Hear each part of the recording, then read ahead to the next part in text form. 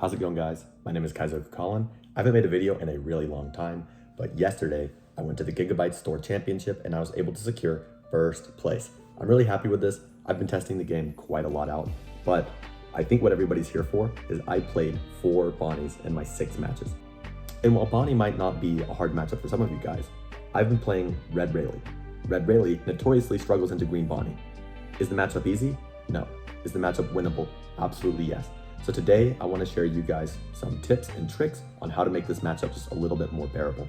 I'll be going over my deck profile first, and then I'm going to be going over the final stream where I was able to beat against one of the best Bonney players in my local area, and then like a couple common misconceptions to kind of keep in mind as you go through the matchup. So yeah, I hope you stick around. If you like this video, please like and subscribe. I'm going to be trying to make videos a lot more.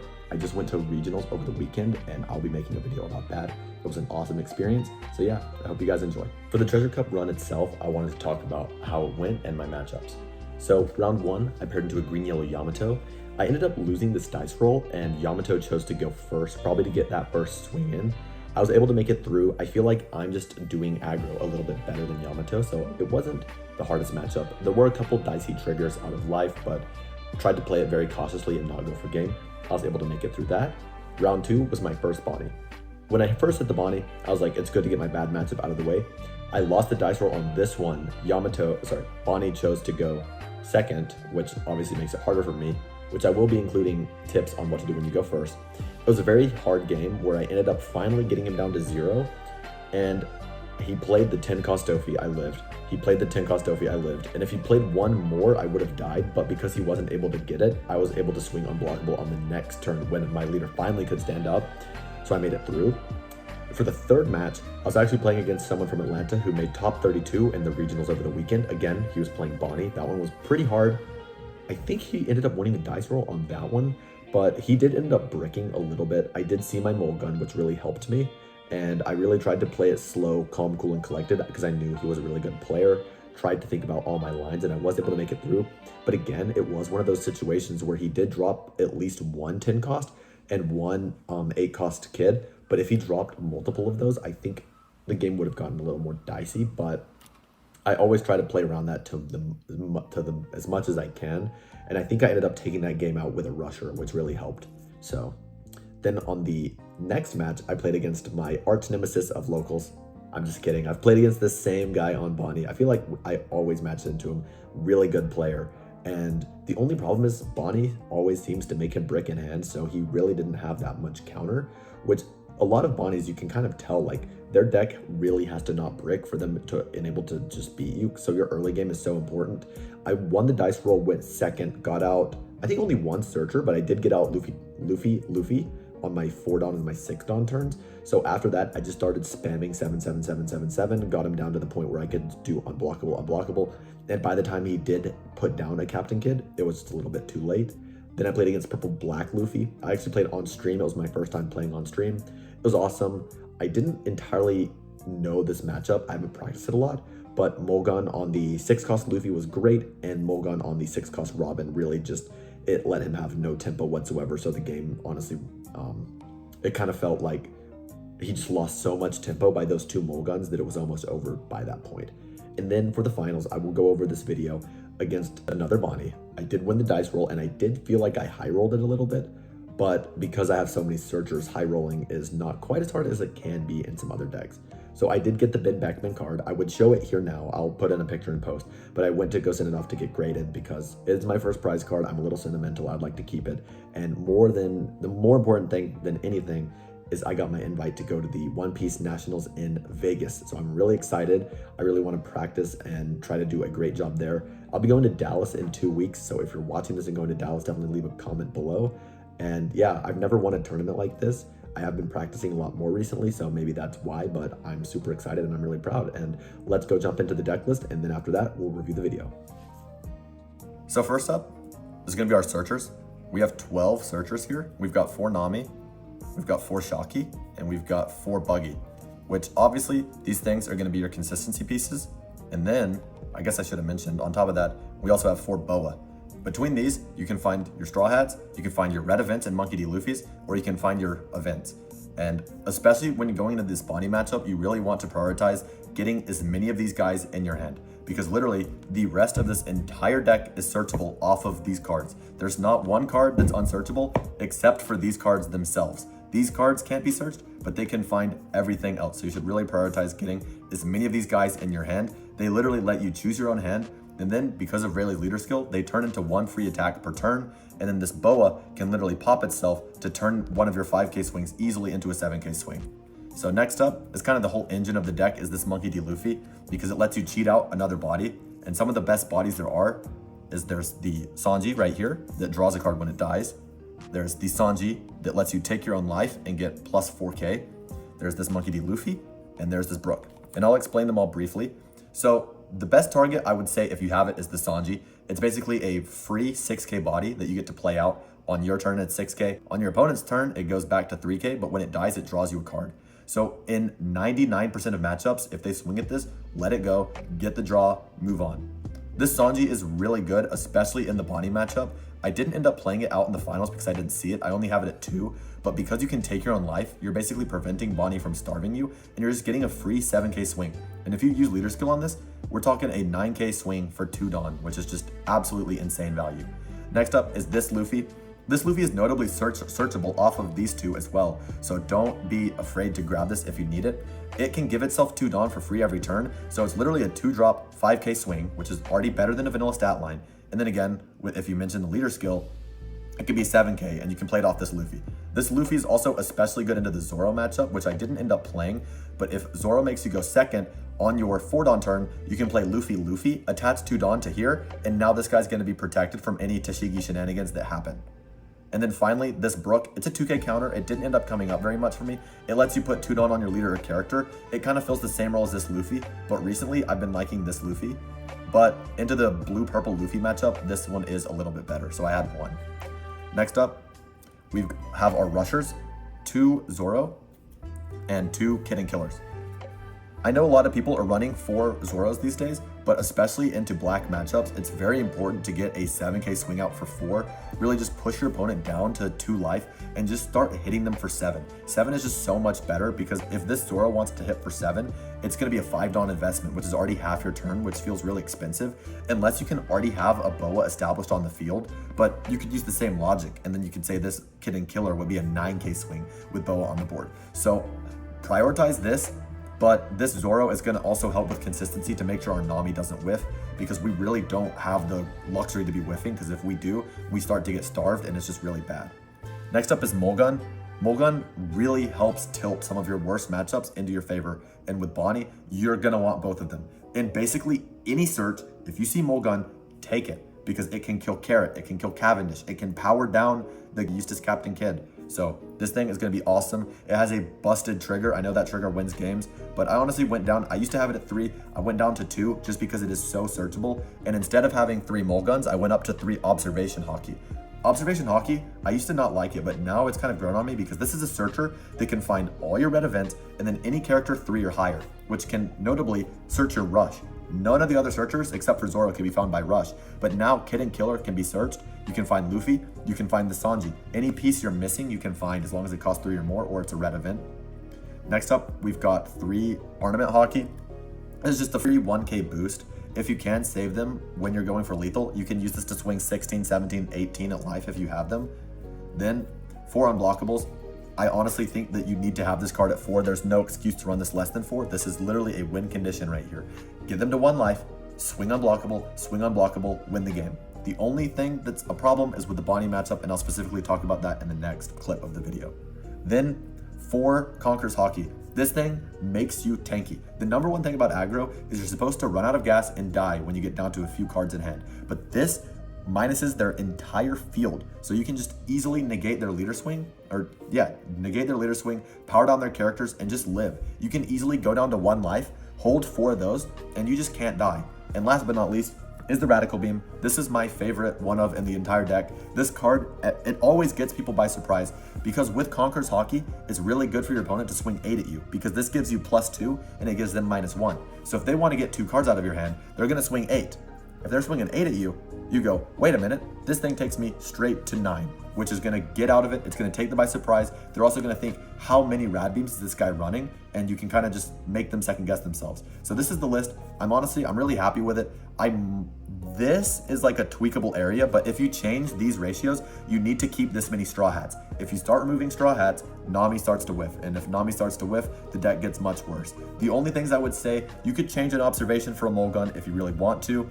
You could go up on Luffy, up on Sanji, down on Luffy, cut the Brook. You could tweak this ratio as much as you want. And if you really want to play it safe, I would say do Zoro. But if you lose to a black deck, you're going to want these. So this is my 50. We'll see if it changes for Nats, but yeah.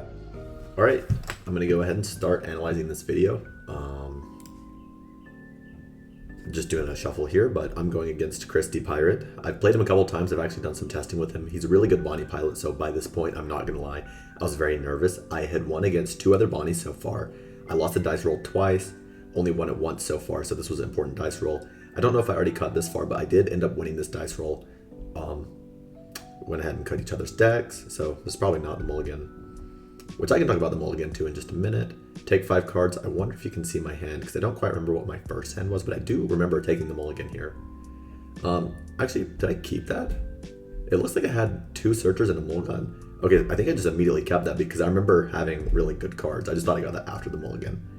So again, opened on 2 because I did win the dice roll. I went with Shocky first just so I could sequence my searches right. It's really important to make sure that I can hit that Luffy on 4.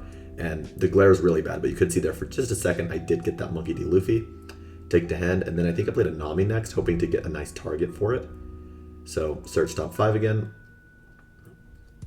And I was checking my hand. I think what happened here was I already had a target, and I was thinking if I could see another Luffy, and I did, so I have 2 Luffys down because you usually need 2 pairs in order to win this matchup. It is a little bit hard. Passing over to the Bonney for his 2-Don turn. I believe he just swings 7, which is really good for me. He's not able to establish a chump blocker. He does lead the 1-Don up for leader skill, so I am going to do just the very common line where you swing 5, play the combo, and then swing 5 again. So we'll see what he does. I believe he counters 1, takes 1, if I remember correctly, but we will see. He is thinking about it. He knows that 2 swings will be coming his way. Yeah, I play the Luffy, reveal 2 events, and I think I get off the Sanji, which if I do, that would be the best target. Yeah, I remember thinking, like, wow, I'm really high rolling when I was playing this game. Then I do leader skill, show the same 2 events, double conquers, bump my Shocky to 5, and swing 5. Again, if you go second, this is like literally the ideal turn 1 and turn 2. It doesn't get better than that. And then obviously take any hits that you can early because it will give you more resources later because they will be going for your board for much of it.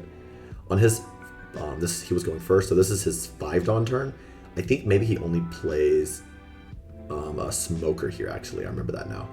Yeah, so he plays the Smoker, which is really good for me, especially because he missed the Koshiro. So now, instead of playing the second Luffy out, I'm able to completely punish him with the small gun 100% because I can just delete all of his tempo right here.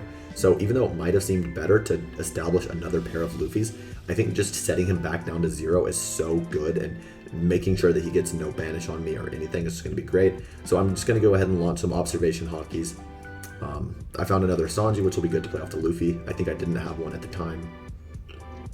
Sitting with 5-Don left, I'm probably going to put 1 more on my leader. Yep, that makes sense. Yeah, so we'll go ahead and swing 7 because it doesn't really matter which one he rests. They're both 6k bodies if you think of it that way. Yeah, he chooses to rest the Luffy just so he can kill it and not give me the card draw. If I choose to do the Sanji, he takes down to 3 life. It's really important to try to push Bonney down as early as you possibly can. Went ahead with the Mulgun. Then I go ahead with leader skill, which I probably should have done leader skill before that, but he already knew I had the 2 conquers. And swing 8, which he takes. Now he's down to 2. At this point, I'm starting to feel really good about this game, but there's a lot of stuff that can come back. Especially the biggest way that this can start going south again is if he plays a carrot here. But I believe he plays 2. I think he plays like a Cavendish and a Eroge, which is actually really good for him because it can help him start establishing a way to just get so much Dawn efficiency, and it's something I really don't like here. So yeah, he's just going ahead and thinking about his best options. At this point, I'm feeling really good. My hand is pretty healthy. He has absolutely no board. always the biggest thing about Bonney is they just can't win the game if they don't have a board. That's like what you should tell yourself. Like, they need a board to win the game. So if you can just answer their board quickly, and especially like that where you can answer their board and keep going face, it's just so useful. I also really like leaving up my Shaku just for a guaranteed extra swing. Well, in any other matchup would be a guaranteed extra swing, but it's one more thing that will probably not die on this turn. So I am probably able to get multiple swings. He just goes for my Sanji because I had enough cards to save my Luffy. I let it die to get the card draw, and because I know I have another Luffy combo. And then he plays Cavendish, restands 2, goes for Eroge, and passes with 1 Dawn up again.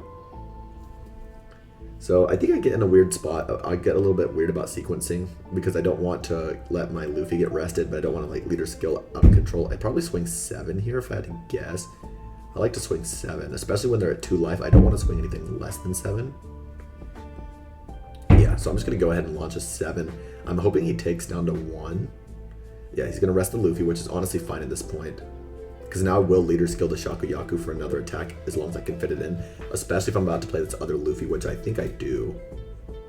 But by this, like, I know I keep saying this, but like, this game keeps going kind of like exactly what I want to. Because if I don't answer with another Luffy pair here, I think it does get a little bit dicey. But I know I've searched out the Luffy and the Sanji by this point. He knows it too. So he takes that 7. I'm going to tap 4. What do I do? Oh, I play a Boa. I actually had enough Dawn to squeeze in a Boa. That's actually really good then. Looking through, it looks like I got like 5 events in that search. I'm going to take another Mulgun because I know that he's probably going to play a Kid, and I only have 2 in my deck, so I need to search that out. And then with my last 4 Dawn, I'm going to play a Luffy combo, probably do leader skill and swing 5 with the Shakuyaku, which I actually don't hate. I'm going to show the Mulgun and the Conquerors, put 1 Dawn on there. Do leader skill, I'm going to show them both back. Bump to 5 and just go at 5 because... Oh, wow. Okay, I kind of forgot I did that. I'll just like pause it right here. Yeah, if I swing 5 there, he can easily give me 1 card. I think he maybe has like a pretty decent hand, maybe about 6 or 7 cards in his hand. So just swinging 5 there really doesn't do a whole lot. And if I make him take down to 0, I just kind of force him to play the Captain Kid next turn, which I already have the Mulgun in response for. So I think he will take it, but if I swing 5, he probably puts down that kid on 1, and I don't want him to put down the kid at 1. I want him to put down the kid at 0. So by popping the Bonney instantly, swinging 7 with the Shaku, I kind of put a little bit more pressure on him. So I think he ends up just taking this because he knows he has the kid to survive. So let's see. Yeah, he's thinking about it. Like, I think the 7 kind of put him in an uncomfortable spot. I can't speak too much on what's going through the Bonney player's mind as I don't play that deck. I know what works well into Bonney, and especially if you can get a line like this. I will say this is like literally like the ideal curve, because I think if he has Koshiro on 2, I can't clear Smoker that way, which does slow me down, but I would play out the pair earlier. So he goes down to 0. So now I've kind of put him in a spot where he's going to be reactive. I have 4 life, which I like. His board is not very formidable, and my hand is actually pretty good because I haven't been defending my guys yet. So I think if he does, well, I know right now if he doesn't play the 10 drop or the 10 drop or the Captain Kid, I win. So he plays the Kid.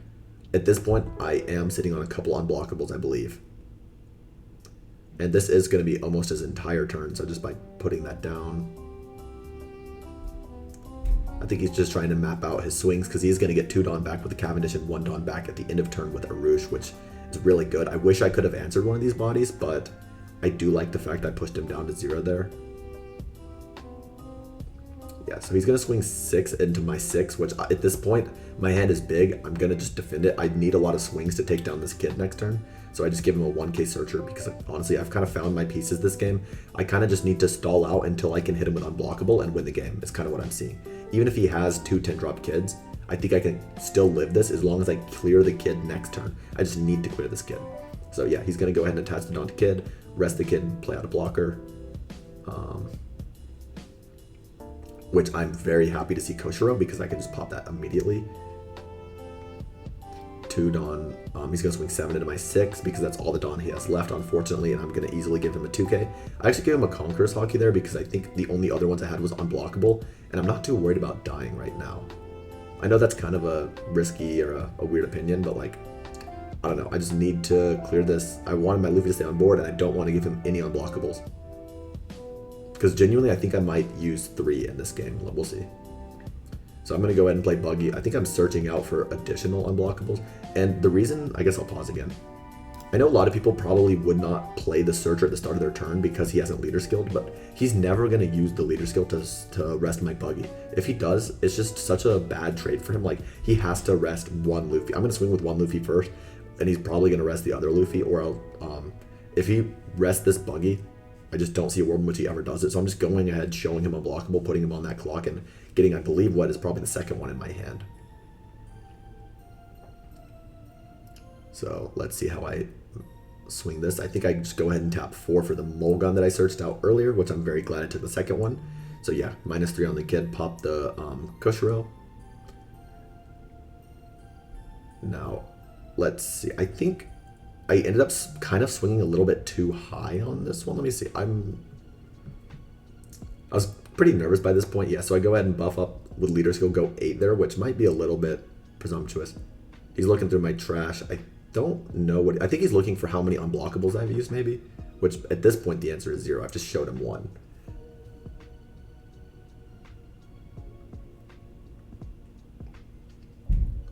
So, I think he is thinking about countering, but at this point, his hand is actually pretty small. So, I don't think he's going to defend the kid that much. And if he just gives me the blocker, I can honestly I can pivot just for going to lethal. And he is unfortunately going to rest my leader with his leader skill, so I'm not going to be able to threaten unblockable if he just lets the kid go. So I think that's the right play, which is what he ends up doing. So yeah, he does leader skill on my leader, so then he's not worried about dying to that event that I showed him. And I'm honestly not worried about using my unblockable yet, because if this is a 3k body, I know I can clear it this turn. Yeah, so he's just going to let it go because I think he might have only had 5 or 6 in hand. So now, instead of trying to go for life, I'm going to start poking his hand as much as I possibly can. I don't want him to get leader skill and Doflamingo because I think it could get really ugly. So I'm going to start swinging a Cavendish, so I swing an 8 there. I believe he gives me a 2 and a 1, if I remember correctly, or maybe a 2 and a 2. Yeah, he gives me what looked like a 2-1. I think it was the Bonney and the Apu. Then I go for 8 again, which there's no point in going for 9. He still has to give me 2 cards regardless. And I want to save up 1 Don for Conqueror's Hockey so I can save one of these Luffys, or if he swings 5 at my Sanji, I could also save it. So then I go 8 into the Cavendish again, which I believe he might save again. Which, if he's saving it twice in a row, I just know that his hand is almost nothing, so it'll be very easy to lethal him because I was also sitting on 1 Rusher in hand. So we'll see. I think I don't even think I'd play out the Rusher though, so you don't need Rush in this matchup, unless I'm lying and I played out, then I'm sorry guys. But sometimes if your board is clear, those Rushers can really put you back in the game. So yeah, he's just thinking about how to counter this 8. It is a really unfortunate swing. I think after the counter, he had 4 in hand. So by countering this, he either gives me the blocker or goes down to 2 in hand, both of which seem pretty bad. I honestly don't know which one is the right move for the Bonney player. Oh, stream is glitching out a little bit, I guess, down there. Okay, he does counter again. So I think at this point, I just pass back to him. He refreshes. Yeah. Sorry, the stream is so weird. I think I remember what he does here. I think he's going to go ahead and swing 5 at the Sanji.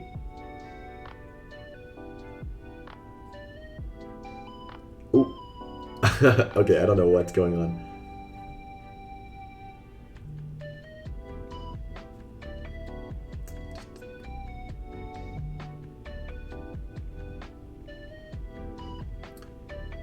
I'm just checking through my hand. I'm only sitting on 4 in hand right now because I did defend my Luffy pretty heavily. I know I had 2 events and I didn't want to lose the opportunity to do leader skill. So, oh yeah, he actually played down another kid, which at this point he only had 4 in hand again, or he had 3 in hand. So he has 2 in hand, so I don't care that he's playing this. I'm just going to swing unblockable into it. So this kid is not as effective because I whittled his hand down. So even when you say like, oh, I'm really unlucky, they played 2 kids on me, if you're playing to get their hand size as small as you can actually kind of deal with it. So again, he's going to swing 8 into my 6, which you might say like that's a bad number because he knows I have 1 Dawn up and I can easily go to 9 on one of these Luffys. But since he only has 10 Dawn, that's all he can do. So it's really good actually. really good that I kept up this one Dawn. So yeah, he's going to go 8 into one of those Luffys. I'm just going to immediately give him one of those Conqueror's Hockeys. Now his leader's 4k, his blocker's 4k. All he can do is kill the Sanji, which if he swings at the Sanji, at this point, I might just let it go. I don't remember. So he's going to rest his kid, but I think at this point, since he also only has 2 in hand, I can just easily... he doesn't have a blocker to play. So... Oh, he did restand 1 Dawn with the Cavendish, so he can swing 5 into the Sanji, and I think I actually let that go. And then just take the draw. Plays that down, he doesn't have a blocker, and then he's going to pass back to me after restanding 1 Dawn. So... At this point, I think I kind of have this game in the bag because even if he starts playing like 10-drop Dofis, his board is not big enough to get me down. I'm sitting here on 4 lives. I'm chilling, and I know I have like a... Yeah, so I go ahead and just give unblockable. I think I'd actually take a minute to think about how much to swing. I might swing 14 if I remember correctly. I just don't... Wait, no, I think since he only had 3 in hand, I only have to swing 11. Wait, let's do a pause. So if it's 8, 9, 10, 11, 12, 13, I think I swing 13. There's 1 Dawn here and 1 Dawn there. So yeah, he rests a Luffy. He definitely can't save it because it was mathematically impossible. Then I tap 1 Dawn for Shocky, just to probably see if I can find another event or another something. And I found another unblockable, so I think now I had all 4. So I'm just showing him, like, you are not getting past me. I don't care how many blockers you play. I do leader skill. I just go ahead and swing 6 at his Cavendish because, again, I want to get those cards out of hand. I don't want him to restand on. I just don't want him to get any more efficiency, and I don't think I can kill him, so I'm just going to go ahead and swing 8 at 6.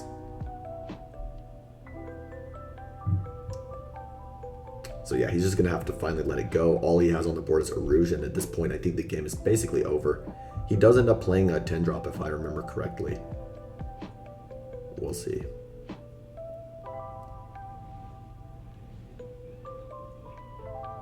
But I think the main things here is just destroying what he has on tempo and always leaving a couple guys standing so I can try to do leader skill. Yeah, he goes 5 at life because he knows he has to start pushing for game. Yeah, he does that and then he freezes my guys. So I probably won't be able to win this turn, but that's okay because I'm still on 3 life. And I actually tried to restand my Luffy's because I was not thinking. I was so nervous at this point. Yeah, the judge actually told me to keep my stuff rested. So embarrassing, guys. I promise I know what that card does. Went ahead, Observation Hockey, try to trade out any bricks I have for non-bricks. I think that was probably my top deck. I found another unblockable. Okay, I guess I searched my unblockable late this game, but it's very searchable, so you can always have it. So, if I guess I'm probably going to start poking 7s. Maybe I can get 2 7k swings out of here. So yeah, I'm going to go ahead and do leader skill, show him 2 unblockables, bump my buggy, and go 7 because I think he has maybe 4 or 3 in hand. He doesn't have much, so I think 7 is more than enough.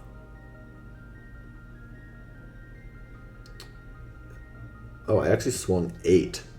I'm trying to think why he swung 8. Why I swung 8 here.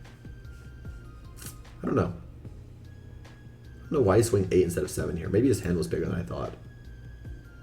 What am I wish I could tell you what I was thinking in that moment. Yeah, he's going to go ahead and rest a Shocky.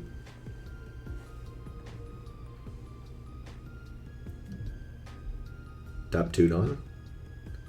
And then I've got, what do I got? I've got 6 left. I think here I actually asked the judge if I'm allowed to swing with the Shocky. That's why I'm pointing at it. I was so nervous. I was like literally unable to think straight because I played the observation and the judge was showing me like you use the observation, like so embarrassing. I was like, we were like, oh my gosh. Yeah, not my greatest moment. But by this point, I kind of know that I have this game in the bag because I know that even with Hody Jones, no matter what he does, there's just no way I die. So I just go ahead and swing 5 at life. I just want to get 1 card out of hand. I think he actually only has 2 in hand right now. So he gives me the blocker. I know this game is over. Even if he plays a Doflamingo next turn to keep my leader locked, I could win via these little blockers, or I can play a rusher. And I don't even think I need to play rusher here. And I know at this point I have 1 Rad Beam and 2 Conqueror's Hockeys. I left up 3 just because if he does Hody Jones somehow, I want to have the Rad Beam left. So yeah, he's going to go 5 at life. 10 at Buggy. And then he's going to play, I think, we'll see. Yeah, another one. He freezes those 3. Oh, but my Shocky restands, and that's what's going to give me the game right there. Yep. And I restood my leader too. Yeah, you can tell how nervous I was basically. So do leader skill, bump it to 4. He only has 2 in hand, or actually 1 in hand by this point, and swing 14, and that's the game. So honestly, like I feel like something like that makes the Bonney matchup look easy. I'm gonna be honest, I did high roll that match. You saw that early game. That early line is amazing. Him missing Koshiro is really something you want to capitalize on. The fact there was no carrot is good too, but if they do play carrot, the thing is, they can't protect it with Koshiro. So unless they're running the Rosinante and it's already rested, but like that's such a niche case, like you can always blow up carrot. So really good, but really happy with how this game went too. Congratulations for Chris. Awesome guy. Gonna keep playtesting with him. Sad to play against someone you know in the finals, but both of us will be going to Vegas, so very excited about that. And yeah. Alright, for this part of the video, I'm just gonna let this play out, kind of be like Subway Surfers in the background, and I'm gonna talk about general tips for the Bonney matchup. I have read a couple different guides, and they all kind of have their own opinions on how to handle the Bonney matchup. I don't want to say anything that directly comes from those guides 100% because it's really not my place to share. But in the description, I can link some useful guides, which you definitely can use as a resource. But if it is a financial thing, there's a lot of free resources too to learn the game, and also just playing with your friends. The main way that I was able to get this matchup down is I actually played open hand with the person who I ended up playing with the finals, Chris. We played 2 or 3 matches open hand, and we just talked about what's the best thing that Bonney can do and what's the best thing that Rayleigh can do, and it really helps you understand what's going on in both players' minds. So I kind of highly recommend that as a strategy. If there's ever a matchup you're struggling with, just lab it out, play it until you get it. What makes you win? What are the lines you can play to, instead of let me just try this and pray it works. Also, I love the sim. I think it's a great learning tool. I think it's a great resource, but for some reason, when I'm learning a matchup for in-person, I kind of need to learn it with those real cards. It helps me remember it that way. It helps me kind of not take it back. It's like my actions have more of a consequence. I'm putting down the card when I do it. So even if you're just using proxies, because I get it, sometimes one-piece cards are expensive, but taking those cards, printing them out, and using them physically, I feel like is a really good way to kind of reinforce some of that muscle memory too. And you can kind of just help learn some lines. So I'm sure you guys know, the main thing with Bonney is the dice roll. If you win the dice roll, in my opinion, it's not that bad of a matchup. I would say probably 40 to 45% favored for the Bonney, or 40 to 45% chance that the Rayleigh wins, maybe about 60% chance that Bonney wins. Just their leader skill is so innately good into us. But if you lose the dice roll, according to the sim stats, that goes down to about 22%.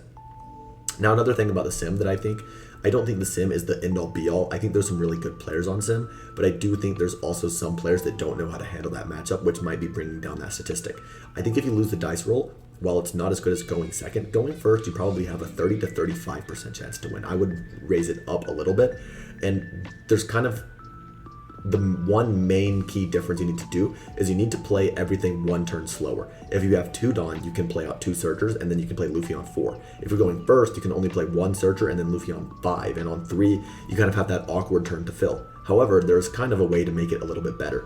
If you play down on 1, you should hope to mulligan into your Searchers. Whether I'm going first or second, you really just want to mulligan into as many Searchers as you possibly can. The 2 double Searcher opening going second is amazing, and going first, if you can do like 1 Searcher on 1 and then like a Boa and Buggy on 2, like, or on your 3 Dawn, so like you can always just play out as many bodies as you can. That's kind of how to win the matchup. So play 1 Searcher on 1, and then on their turn back, if they play something like the Bonney Searcher and they search it, or if they play Koshiro, they won't have any standing Dawn. If they don't have any standing Dawn, I highly recommend you swinging 5 and 5. It's very good to start the game, and you just get that extra card out of hand. If they leave up that Dawn, and I'm not saying to do this always, this is just a valid line that I've come to in my testing. If it doesn't work for you, it doesn't work for you. If they leave up 1 Dawn on turn 1 and you only have 1 swing, consider not attacking on this turn only until you can get more guys on the field. Because if you play 1 Searcher and you attack with your leader, your Searcher will every time get rested and get swung into, and you will never have that, and you will lose a swing for free. And also, another reason why that's bad is they don't take your life. Why do you want them to hurt you? Because you can get more resources. One of Bonney's main ways to play against us is just by starving us.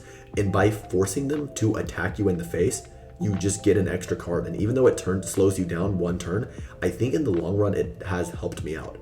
Now, in my 6 matchups for the Treasure Cup day, 4 of them were Bonnies. 2 of them, I won the dice roll. 2 of them, I lost the dice roll. And in both of those games, I lost the dice roll. I'm going to be completely honest, they were a little bit sketchier than the games that I did win the dice roll. But it came down to still playing kind of the same lines I would play going evens on odds. And it kind of gets to a point where you just need to start pressuring their hand, because the main game plan to win with this is push them down to 1 life and hit them with double unblockable and win the game. But if they're sitting there with 8 in hand, 10 in hand, 12 in hand, if they're just taking everything, you're never going to connect with that unblockable swing. So you need to start hitting their carrots, hitting their Cavendishes. If you see a carrot, it's honestly priority number 1 is get it off the field. If you have Mulgun, obviously use Mulgun. If you don't have Mulgun, start chucking 8s at it. 8 is just such a good number because you're going to whittle down their opponent's hand, and at some point they're just going to have to let it go. And if you don't address the carrot, you're losing basically you're losing 2 swings every turn. You're losing what carrot swings into, because it's usually going to be carrot swings into like your 3-cost Sanji, and then it kills it, and then they're going to freeze your Luffy, and then you just lost 2 attackers like that. And with their leader skill, you lost a 3rd attacker, and boom, just like that, you're never going to get enough momentum to win the game. But if you can get that carrot off the field, it's going to be just so much better for you. Another thing, don't let yourself run out of events in hand unless it's absolutely necessary. I know sometimes it's really important to save your characters on board, but if you can play out something like a searcher to keep going, sometimes it's okay to let it, especially if they swing at Sanji. That Sanji will draw you another card. If you have more characters, sometimes it's okay to let them go. If you don't have 2 events in hand, you don't get leader skill, you're basically losing out on 2 free Dawn every turn. And since this is already an unfavored matchup for us, we need to be maximizing as much value as we possibly can. So in my opinion, if you can afford it, like if you need the swing, you need the swing, whatever. If you can, save your stuff. And also if you're going first, like if you want to go like Luffy on 5 or Luffy on 7 or however you want to do that, if you have the spot to save up 1 Dawn for an early Conqueror's Hockey to easily save a swing, especially if you know what they're going to play, it really helps you out. And what do I mean when I say you know what they're going to play? Let's say, for example, you're playing down on 7. If you can, and let's say they have maybe 1 Cavendish on board and they have their leader swing and maybe like a chump blocker or something. You know on 8 Dawn, they're either going to drop down the Mihawk or the Captain Kid. And they're probably not going to drop down the Captain Kid unless they're already at like 1 or 0 life. So if they're at 2 life, you can kind of just tell that they're going to drop the Captain Kid. And if they don't have an Erosion on board, you can think of it. Captain Kid is, there's going to be Mihawk on 8, 3 Dawn on leader. Then they're going to swing 8 at your 6 Luffy. And if you save that Conqueror's Hockey, you can easily disrupt that play and then your thing dies. Now, when they see that 1 Dawn, they have to pivot because they know that if they swing at Luffy, it's not going to die. So then they have to swing at Sanji and it just draws you a card. So even if you don't use the Conqueror's Hockey, showing them the 1 Dawn to a good player will actually have the same effect and you can have your Luffy saved. Now, I know it's very easy to just say, like, know what they're going to play, but I promise you, if you play this matchup, Bonney only has a certain number of lines, and you can kind of use that to their own advantage. The thing about Bonney, and it kind of applies to a lot of other decks, like Bonney and Shanks, and I'm trying to think if there's any other main ones like that. Maybe you could even say, like, Yellow Kid, they're kind of linear. Like, they can only do 1 thing per turn. Or, like, if they drop a Mihawk, that's going to be most of their turn. Or Shanks, like, if they drop the Ben Beckman, that's going to be most of their turn. So if you can learn what they want to do during those turns, you can kind of use that information against them. And my favorite thing about Silver's Rayleigh is just how linear it is. Because everything costs 4 or less. Once you get to your 10 Dawn turn, you are just so flexible. You can do whatever you want. You have so many different lines, and it really comes down to how you as a pilot choose to swing, and that's why it's so just rewarding to play this deck, to practice the lines, and that's why I just absolutely love it. And I know I'm on a tangent right now, but I really just think even when going first, you always need to be playing to your outs. Hold on to your unblockables. Do not give them a single unblockables counter unless your life depends on it. There have been multiple games where I've literally had to use all 4 unblockables, and there was a game actually during regionals that I lost against a Bonney, and the problem was I used 3 unblockables, but my 4th unblockable in the early game I used as a 2k counter, and if I had it, I would have won the game. So do not give them that card. Literally let your Luffy die before giving them that card if you can reestablish that board. And the only other thing is be aware of what they can do to stop you. Their outs will be their 8-cost Kid and their 10-drop Dofi. You need to get in a spot where if they drop Dofi for 2 turns in a row, you can keep living. So that usually means, can you chill out on 3 to 4 lives? Which normally the answer is actually yes, because they have to keep killing your board and they're not able to go for your life. But if you just start taking willy-nilly, especially if like late game, they just start swinging 5 at your face, they're planning on stalling you and killing you. So you can need to recognize that and give them a 1k counter so you can live. because this deck is actually extremely defensive. And that kind of leads me to my next point, is hoard your defensive events. If you have 4 Conqueror's Hockey and 1 Radical Beam and 5 Dawn Up, you can't die. I don't care what's on the opponent's board. You can basically lift anything if you have all those events up. So do not use Conqueror's Hockey early unless what I mentioned beforehand, where you can use 1 to easily save a character, and then put them in a spot where they have to kill you. Put them in a spot where if they don't go for game, you can win with unblockable next turn. So now you have 8 in hand. They're all 2Ks. Some of them are Rad Beams, some of them are Conqueror's Hockeys, and they just can't win. Take down to 0 if you have to. Just, you can kind of stabilize around 1 or 2. But yeah, those are some tips that I have for the matchup going first. It applies if you go second too. And last but not least, guys, thank you so much for watching. If you did like it, I really want to be making more videos like this. Like I said before, leave a like, subscribe, and let's talk about it in the comments. If you have any other matchups you want me to talk about, if you want me to have any other video ideas, I'm all ears. And yeah, I'll see you guys in the next video.